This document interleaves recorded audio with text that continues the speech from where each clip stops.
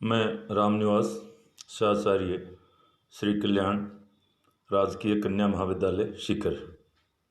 आज मैं आपको तिलक के राष्ट्रवाद पर विचारों के बारे में बताऊंगा, चर्चा करेंगे।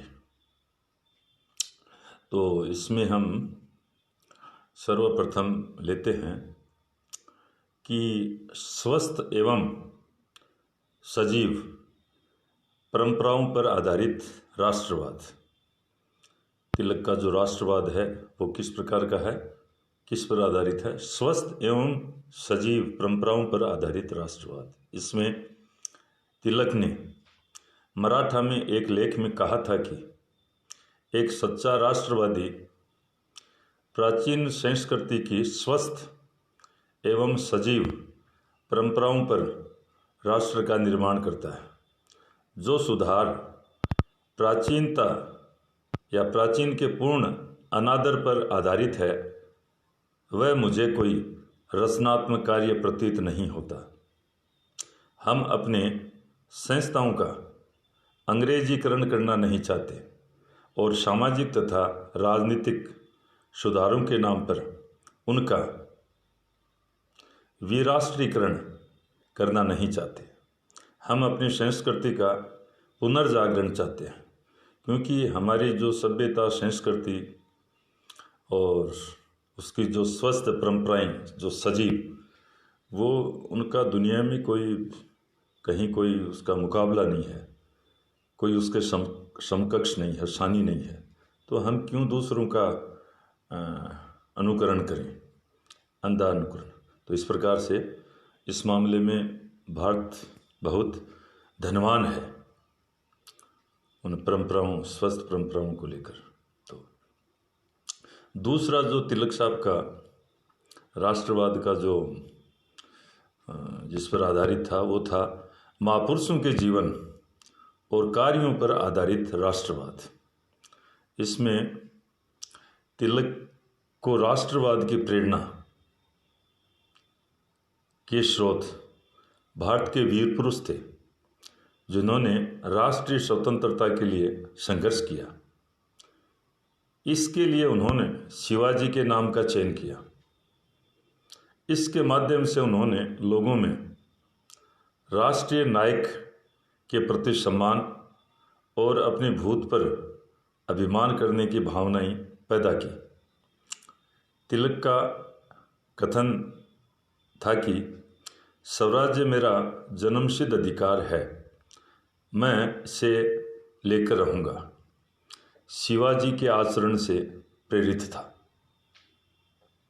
शिवाजी का जन्मदिन राष्ट्रीय पर्व और सामाजिक समारोह के रूप में मनाया जाने लगा। इस समारोह में तिलक लोगों को प्रेरित करते हुए कहते थे कि कुएं के मेंढक की तरह संकुचित मत बनो, भगवत गीता के शुद्ध वातावरण में उठो और महान पुरुषों के कार्यों का चिंतन करो। तो ये जो महापुरुष थे, महान पुरुष थे, वीर पुरुष थे, उनको लेकर भी उन्होंने ये राष्ट्रवाद की अलख जगाई। और जो उनका प्रसिद्ध नारा था, स्वराज्य मेरा जन्मसिद्ध अधिकार है, मैं उसे लेकर रहूँगा, ये शिवाजी के आचरण से प्रेरित था। और शिवाजी का जो जन्मदिन है उसको एक राष्ट्रीय पर्व और सामाजिक समारोह के रूप में मनाया जाने लगा उनकी प्रेरणा से। तो ये उनकी राष्ट्रवाद को बहुत बड़ी देन है। कुएं का मेंढक अर्थात आँखें बंद करके, मूंद करके बैठना कि चारों ओर कुछ नहीं, चारों ओर जो भी हो रहा है उसको अच्छी तरह से देखना, समझना और जहाँ गलत है उसका प्रतिरोध करना, विरोध करना। तो ये अपना जो घर तक सीमित, कुएं का मेंढक का मतलब छोटा सा दायरा बना लिया। तो राष्ट्रवाद पूरे समाज के लिए आप कुछ करिए, देश के लिए कुछ करिए। तो इस प्रकार का उन्होंने ये, जैसे गीता का उपदेश, भगवत गीता कि शुद्ध वातावरण में उठो, भगवत गीता कि शुद्ध वातावरण में उठो और महान पुरुषों के कार्यों का चिंतन, रोजाना चिंतन किया करो। उत्सवों की सामूहिक भावना पर आधारित राष्ट्रवाद। तिलक का राष्ट्रवाद धार्मिक और सामाजिक उत्सवों की सामूहिक भावना से प्रेरित था। उनका मानना था कि मानव प्रकृति ही ऐसी है कि वह बिना उत्सवों के नहीं रह सकती। उत्सव प्रिय होना मानव का स्वभाव है। तिलक ने गणपति उत्सव को परिवार के वातावरण से निकालकर उसे सार्वजनिक उत्सव में बदल दिया। ये समारोह है राजनीतिक चर्चा के केंद्र बन गए। विष्णुचंद्र शर्मा ने लिखा है कि तिलक ने सामूहिक पूजा को मनुष्य की सामूहिक भावना के रूप में संगठित किया।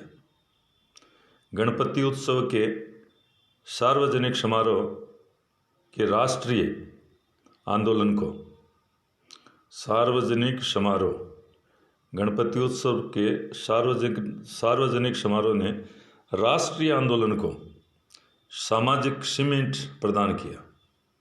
वह भारतीयों में आत्मरक्षा और आत्मविश्वास की भावनाएं पैदा करने लगा। देखो, भारतीय जीवन में ये जो उत्सव हैं उनका बहुत बड़ा होली, दीपावली और गणपति बप्पा मोरिया ये आयोजन है, इससे बड़ा एक वो उत्साह का संचार होता है। तो जैसे तिलक जी ने गणपति उत्सव केवल घरों में गणेश जी की पूजा की जाती थी, पर उन्होंने उसको सार्वजनिक कर दिया, सार्वजनिक रूप से मनाया जाने लगा। सारे लोग एक जगह इकट्ठे होते हैं तो उसमें राजनीतिक चर्चा भी हो जाती है। तो राजनीतिक चर्चा का मुख्य विषय उस ज़माने में यही होता था कि किस प्रकार से अंग्रेज़ों को यहाँ से भगाया जाए, छुटकारा किया जाए। तो राष्ट्रीय जागृति का, राष्ट्र निर्माण को लेकर उनमें चर्चा होती थी। तो इसके माध्यम से जो उत्सवों की सामूहिक भावना है, इसके माध्यम से उन्होंने राष्ट्रवाद को मजबूत किया, जगाया। तो ये था इसमें राष्ट्रीय एकता पर आधारित राष्ट्रवाद। तिलक का राष्ट्रवाद हिंदू मुस्लिम एकता पर आधारित था। तिलक न तो सांप्रदायिक थे और न वे हिंदू मुस्लिम विभाजन में विश्वास करते थे। उनकी हार्दिक इच्छा थी कि हिंदू मुस्लिम मिलकर राष्ट्र हित में कार्य करें। उन्हें विश्वास था कि हिंदू बौद्धिकता और मुस्लिम वीरता में आगे हैं और ये दोनों मिलकर, बौद्धिकता और साहस मिलकर ब्रिटिश नौकरशाही का विनाश कर सकते हैं, विनाश करेंगे। कुछ तिलक विरोधियों ने उनके द्वारा धार्मिक व सामाजिक उत्सवों के आयोजन को सांप्रदायिक रूप देने का प्रयास किया। उनका मानना था कि हिंदू पुनरुत्थानवाद ने मुस्लिम अलगाववाद को जन्म दिया, ऐसा आरोप भी लगाया। तो देखो, राष्ट्रीय एकता पर आधारित राष्ट्रवाद। अब यहाँ पर हिंदू मुस्लिम दो बड़े समाज हैं, समुदाय हैं। तो तिलक साहब चाहते थे कि ये दोनों मिलकर देश के लिए काम करें और हिंदुओं के पास बौद्धिक क्षमता में वो थोड़े आगे हैं, पर मुस्लिम लोग हैं वो बड़े वीर हैं। तो बुद्धि और वीरता दोनों मिलकर राष्ट्र हित में विदेशी शासन से मुक्ति का बड़ी सफलता और सरलता और सफलता के साथ कार्य कर सकते हैं। दोनों का आपस में एक होना अति आवश्यक है। पर जैसे ये गणपति उत्सव और ये इस प्रकार का आयोजन सार्वजनिक स्तर पर किए जाने को लेकर कुछ लोगों ने इनको सांप्रदायिक रंग देने की कोशिश की और तिलक साहब को सांप्रदायिकता के रूप में प्रचारित किया कि ये सांप्रदायिकता को फैला रहे हैं। पर तिलक कहीं भी सांप्रदायिक नहीं थे, मुस्लिम विरोधी नहीं थे और उनके मुस्लिम विरोधी नहीं होने के पक्ष में कुछ तार्किक बातें की जा सकती हैं जो इस प्रकार से हैं मुसलमानों में अलगाववाद की भावना तिलक के हिंदू पुनरुत्थानवाद के कारण नहीं, बल्कि ब्रिटिश शासन की फूट डालो राज करो की नीति का परिणाम थी। जो भी मुसलमानों में थोड़ा अलगाववाद बना, तो ये तिलक साहब के कारण नहीं था, ये तो अंग्रेज़ों की फूट डालो राज करो की नीति का परिणाम था। इसको समझना पड़ेगा और मानना पड़ेगा।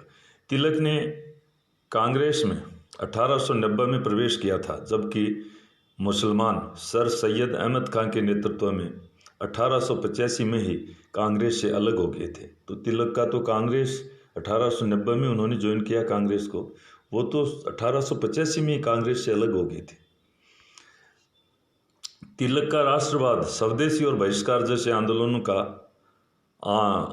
पर आधारित था, जो एक आर्थिक अवधारणा थी, सांप्रदायिक नहीं।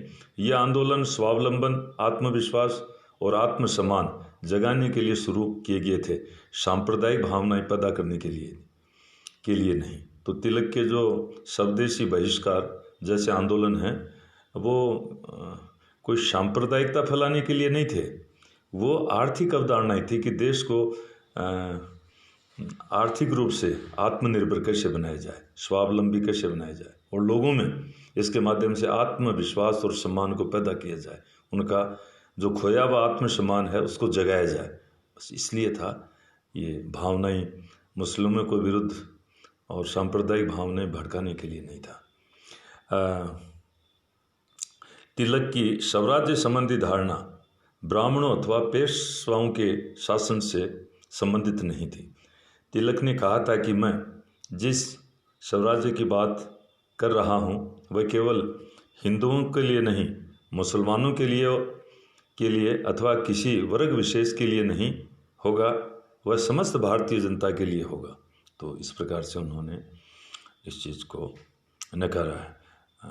सांप्रदायिकता आदि जो आरोप हैं वो निराधार प्रतीत होते हैं।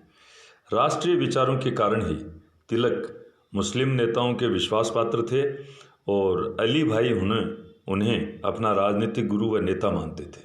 तो इस प्रकार से आज हमने ये बाल गंगाधर तिलक जी के राष्ट्रवाद से संबंधित विचारों का आदान प्रदान किया, और आज मैं यहीं मेरी वाणी को विश्राम दूंगा।